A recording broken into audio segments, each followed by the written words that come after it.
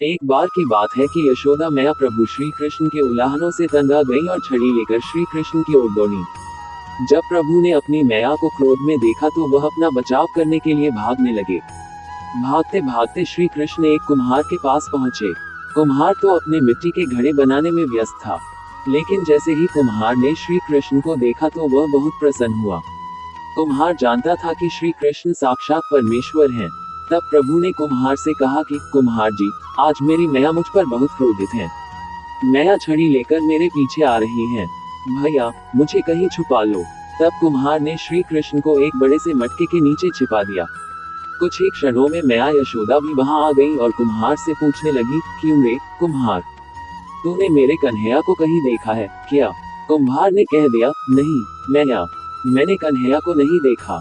श्री कृष्ण ये सब बातें बड़े से घड़े के नीचे छुपकर सुन रहे थे। मैया तो वहां से चली गई। अब प्रभु श्री कृष्ण कुम्हार से कहते हैं, कुम्हार जी, यदि मैया चली गई हो तो मुझे इस घड़े से बाहर निकालो। कुम्हार बोला, ऐसे नहीं प्रभु जी, पहले मुझे 84 लाख योनियों के बंधन से मुक्त करने का वचन दो। भगवान मुस्कुराए और कहा, ठीक है, मैं तुम्हें 84 लाख योनियों से मुक्त करने का वचन देता हूँ। अब तो मुझे बाहर निकाल दो। कुम्हार कहने लगा, मुझे अकेले नहीं प्रभु जी, मेरे परिवार के सभी लोगों को भी 84 लाख योनियों के बंधन से मुक्त करने का वचन दोगे तो मैं आपको इस घड़े से बाहर निकालूंगा। प्रभु जी कहते हैं, चलो ठीक है, उनको भी 84 लाख योनियों के बंधन से मुक्त होने का मैं वचन देता हूँ। अब तो मुझे घड़े से बाहर निकाल दो। अब कुम्हार कहता है, बस प्रभु जी, एक विनती और है, उसे भी पूरा करने का वचन दे दो तो मैं आपको घड़े से बाहर निकाल दूंगा। भगवान बोले, वो भी बता दे, क्या कहना चाहते हो?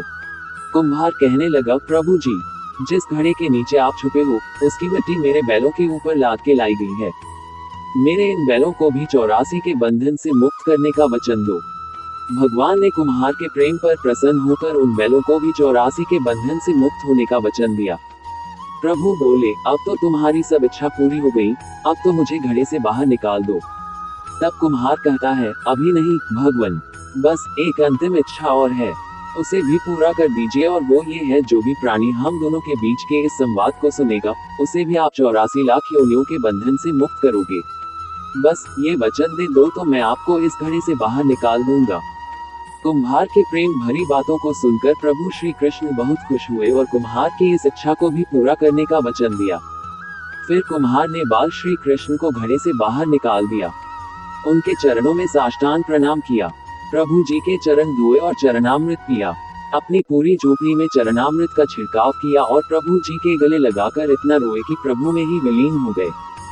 जरा सोच करके देखिए, जो बाल श्री कृष्ण 7 कोस लंबे चौड़े गोवर्धन पर्वत को अपनी इकाई अंगुली पर उठा सकते हैं, तो क्या वो एक घड़ा नहीं उठा सकते थे? लेकिन बिना प्रेम रीझे नहीं नटवर नंद किशोर। कोई कितने भी यज्ञ करे, अनुष्ठान करे, कितना भी दान करे, चाहे कितनी भी भक्ति करे, लेकिन जब तक मन में प्राणी मात्र के लिए प्रेम नहीं होगा, प्रभु श्री कृष्ण मिल नहीं सकते। जय श्री कृष्ण, जय श्री राधे राधे। एक सुंदर कथा भेजी है, विश्वास और मनन कीजिए। अच्छी लगे तो दूसरों को भी भेजिए। प्रार्थना नष्ट नहीं होती, उपयुक्त समय पर क्रियान्वित होती है। ईश्वर सदैव आप सभी को स्वस्थ व सुखी रखें।